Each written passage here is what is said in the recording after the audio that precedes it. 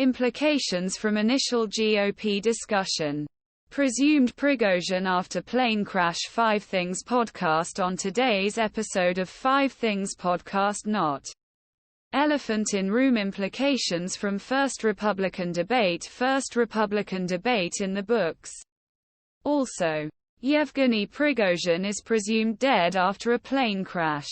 US Today health correspondent Karen Weintraub looks at new speech technology for paralyzed people. India's space program is landing on moon.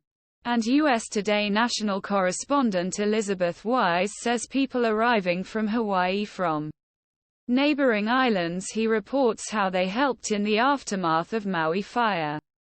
To hear podcast, press play in the player above and follow along with transcript below. This transcript was automatically generated and later edited in its current form for clarity. Here's what we learned from the first presidential debate today. Also, Yevgeny Prigozhin is presumed dead. And we look at how new technology can help people with paralysis return speech. Diamond suit Republican presidential candidates entered debate stage for the first time until 2024 election. Last night, when asked if they would support Trump as a GOP candidate in the general election if he were convicted, most of the 8 contenders raised their hands. One exception is former Arkansas Governor Asa Hutchinson and former New Jersey Gov.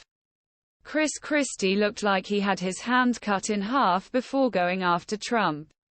Someone should stop normalizing this behavior. Okay. Yet throughout the 2-hour debate, the Republican space struggled to hold an open debate against Trump. Polls show it leads the next closest counterpart, Florida Gov. Ron DeSantis scores nearly 40% in national polls. DeSantis didn't fire on former president, dedicating more time to the current president's son, Hunter Biden, and calling U.S. a country that has lost its way. Perhaps the sharpest case against Trump is former South Carolina Gov.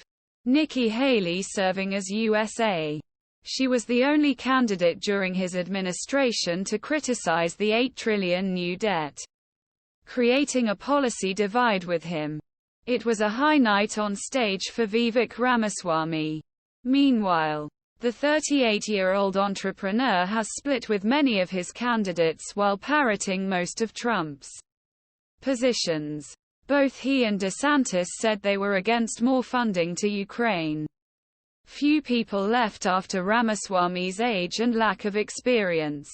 Former Vice President Mike Pence said at one point, "We don't need to bring in a rookie." Candidates were asked if Pence did the right thing by confirming President Joe Biden's victory on January 6, 2021. While opposing Trump's plan to disrupt the 2020 election. He definitely did, Tim Scott said. Ron DeSantis was initially hesitant to answer directly before saying that Pence was doing his duty in abortion. Every candidate said they were pro-life, but that meant something different in each answer. Doug Burgum said there should be no federal abortion ban. And Chris Christie said it should be left to the states. While P.